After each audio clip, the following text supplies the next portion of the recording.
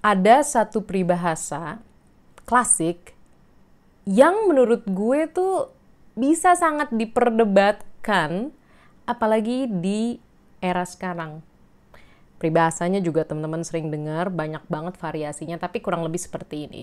Daripada hujan emas di negeri orang, lebih baik hujan batu di negeri sendiri. Ngerti maksudnya baik? Ini bisa juga diartikan sebagai bagaimanapun enaknya atau senangnya hidup di negeri orang, masih lebih senang hidup di negeri sendiri. Betul, nggak salah. Mungkin entah kangen makanannya, kangen santainya negeri sendiri, kangen dengan keramahan orang sendiri, kangen dengan harga makanan yang mungkin lebih murah daripada di negara di luar negeri. Bisa apapun alasannya, atau mungkin kangen keluarga, ya kan. Tapi gue pribadi tuh sangat tersentil dengan lebih baik hujan batu. Gue dengar hujan batu aja udah nggak asik. Gila kali, hujan batu sakit cuy. Ya betul, hujan emas juga sakit sih. Cuma kan hujan emas tuh ada harganya loh. Jadi bisa dijual. Meskipun mungkin sakit ya kepalanya kena emas, tapi kayak yes, dapat emas bisa dijual. Tapi kalau batu udah sakit, mungkin batunya juga tidak bernilai. Apakah mau kena hujan batu meskipun di tanah sendiri atau di negeri sendiri? Gue pribadi kok merasa berat ya. Oke, di tanah sendiri atau di negeri sendiri ada keluarga. Iya kan? Ada orang-orang yang kita sayangi, ada makanan yang kita senangi, ada daerah yang kita senangi.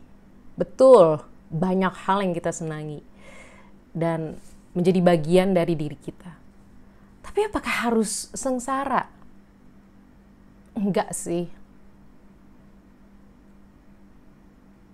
Kalau disuruh milih, coba mikir. Tentu akan lebih milih untuk hujan emas dong. Walaupun mungkin konsekuensi untuk mendapatkan hujan emas, ya mungkin jauh dari keluarga. Terus jauh dari makanan-makanan enak. Karena mungkin di negeri orang, rasa makanannya sangat datar, terus mahal pula. Belum lagi mungkin kalau di negeri sendiri, orang-orangnya ramah, santai, terus gotong royongnya terasa.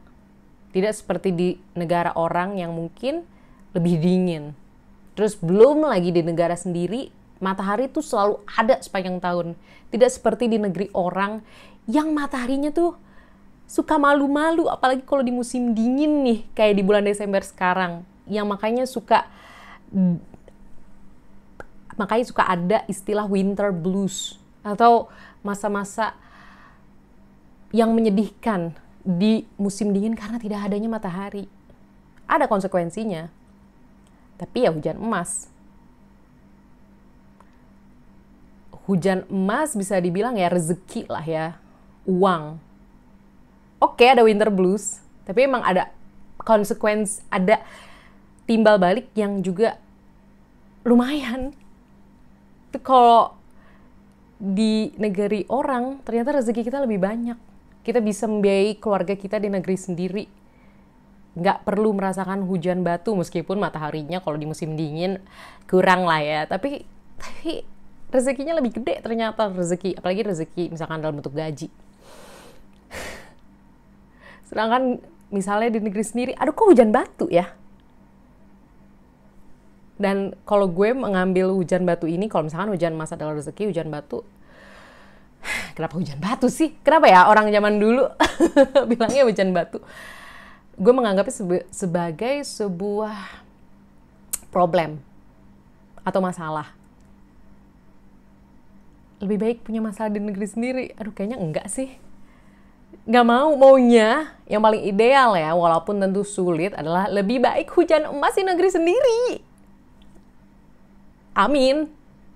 Jadi kita tetap bisa punya rezeki lancar, tapi kita masih dekat dengan keluarga, terus mengakses makanan enak juga lebih mudah, terus punya teman atau kenalan atau bahkan tetangga yang ramah. Nyaman sekali.